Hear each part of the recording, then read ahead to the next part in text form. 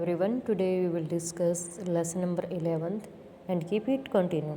Today we discuss about 1937 moments and provincial elections.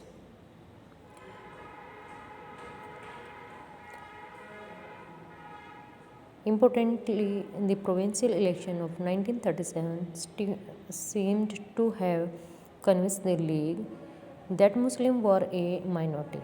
यानी जो 1937 में इलेक्शन हुए थे, इसमें जो मुस्लिम लीग थी, इन्होंने क्या माना कि जो मुस्लिम समुदाय है वो क्या है, माइनॉरिटी, संख्या में कम है, अल्पसंख्यक है, and they would always have to play second fiddle in any democratic structure, और इनको हमेशा ही द्वितीय मतलब दूसरा जो रूप होता है लोकतांत्रिक सरकार में वो निभाना पड़ता है. इट फियर दैट मुस्लिम में इवन गो अनरिप्रेजेंटेड, और उनको ये डर था कि कहीं मुस्लिम का कोई भी रिप्रेजेंटेटिव चुनकर ना आए. The Congress rejection of League's desires to form a joint Congress League government in the United Province 1937 also annoyed the league.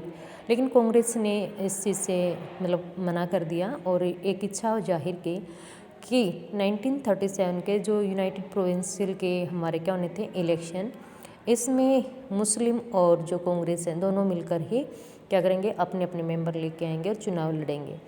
The Congress failure to mobilise the Muslim mass in 1930 allowed the League to widen its social support. लेकिन कांग्रेस इनको सामाजिक रूप से जो मतलब एक स्थान से दूसरे स्थान पर ज़्यादा संख्या में लोग जा चुके थे 1930 तक, इनको सामाजिक सपोर्ट या सहयोग ना दे पाए. It's out to enlarge its support in the early 1940. लेकिन उनको क्या सांत्वना दी गई कि 1940 तक उनको काफ़ी बड़ी संख्या में सहयोग किया जाएगा. One most Congress leader were in jail, जब भारत के वो सारे मुख्य लीडर थे कांग्रेस के वो जेल में थे. At the end of the war 1945 में सेकेंड वर्ल्ड वॉर ख़त्म हो जाता है. The British open negotiations between the Congress. तो इस लड़ाई के बाद मतलब सेकेंड वर्ल्ड वॉर बंद होने के बाद ब्रिटिश और जो भारत में कांग्रेसियन के बीच में काफ़ी कहासुनी होती है इंडिपेंडेंट को लेकर. The League and themself for independence of India. League भी और जो भारतीय कांग्रेस के नेता सभी भारतीय स्वतंत्रता की चाहत रख रहे थे. The talk failed because the League show itself as the solo spoke person of India Muslim. लेकिन जो उनके बीच की बातचीत थी वो फेलियर हो जाती है, क्योंकि जो मुस्लिम लीग के नेता थे ये इस पर पार्टिसिपेट नहीं करना चाहते थे और ये भी मानते थे कि हम माइनॉरिटीज़ में हैं और हमें बराबर का दर्जा नहीं मिलेगा. The Congress could not accept this claim since a large number of Muslim still supported it. लेकिन जो कांग्रेस थी इसने स्वीकार नहीं किया, क्योंकि बहुत सारे मुस्लिम इसको क्या करते थे, सपोर्ट सहयोग दे रहे थे. Election to the provinces were again held 1946 में दोबारा से होते हैं. The Congress did well in general constituencies but League success in the seats reserve for Muslim was spectacular. जो हमारे दोबारा इलेक्शन होते हैं इसमें सामान्य निर्वाचन क्षेत्र कांग्रेस जीतती तो हैं, बहुत अच्छे से इनको सीट मिलती हैं, बट जो मुस्लिम लोग थे इनकी सीटें आरक्षित भी की गई थी. It persisted with it demand for Pakistan in March 1946 में इन्होंने किसकी मांग कर दी, पाकिस्तान अलग कंट्री की. The British cabinet sent a 3 members mission of Delhi to examine this demand and to suggest a suitable political framework for a free India. तो जो British government थी उन्होंने एक मिशन भारत में भेजा, कैबिनेट मिशन जिसको कहा जाता है, और उसमें 3 members थे और उनको ये वर्क दिया गया कि भारत में अगर पाकिस्तान की वो अलग डिमांड कर रहे हैं तो उसके लिए राजनीतिक फ्रेमवर्क क्या तैयार किया जाए और भारत के लिए भी. This mission suggested that India should remain United and constitute itself as a loose confederation with some autonomous for Muslim majority areas.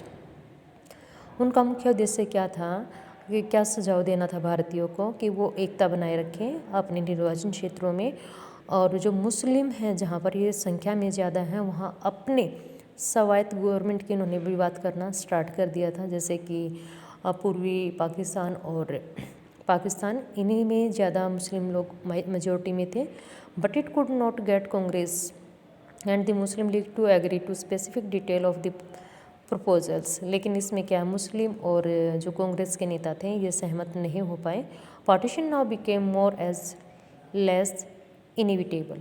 इसमें क्या था कि भाई पार्टीशन विभाजन तो होगा, कम या ज़्यादा हो सकते हैं। After the failure of the cabinet mission की असफलता के बाद the Muslim league decide on mass agitation for winning it's Pakistan demand. इसके बाद जो मुस्लिम थे इन्होंने पाकिस्तान की डिमांड और ज़ोर शोर से फैलाई। It announced 16 August 1946 as direct action day. प्रत्यक्ष कार्यवाही दिवस के रूप में इसको सेलिब्रेट किया। On this day riots broke out in Kolkata lasting several days and the resulting in the death of thousands of people। और इसमें क्या है, हड़ताल की गई, जलसे निकाले गए, जुलूस निकाले गए और कोलकाता में अनेक तरह के जो दंगे फसाद वो हुए। बहुत सारे लोगों की क्या है डेथ भी होती है। By March 1947 violence separate to different part of northern India. मार्च 1947 तक ये हिंसात्मक घटनाएं पूरे इंडिया में जो है फैलने लगी, विशेषकर उत्तर भारत में। Many hundred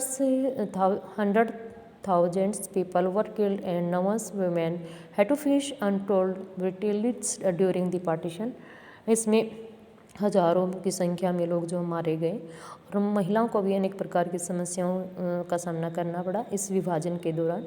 millions of people were forced to flee their homes. करोड़ों लोगों को क्या कहा गया कि भाई वो अपने घर बार छोड़ के, जिस भी यानी हिंदू हैं तो इंडिया में, मुस्लिम है तो वो पाकिस्तान में, या फिर उनकी मर्जी के अकॉर्डिंग किसी भी एक में जा सकते हैं। Torn asunder from their homeland they were reduce to being refuge in alien land. उनको अपना एक को क्या मानेंगे, होमलैंड, और फिर दूसरे देश में उनको क्या है शरणार्थी के रूप में भी मान्यता नहीं दी जाएगी।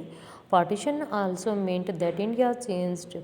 विभाजन से क्या हुआ, भारत में परिवर्तन। Many of its cities changed and a new country Pakistan was born.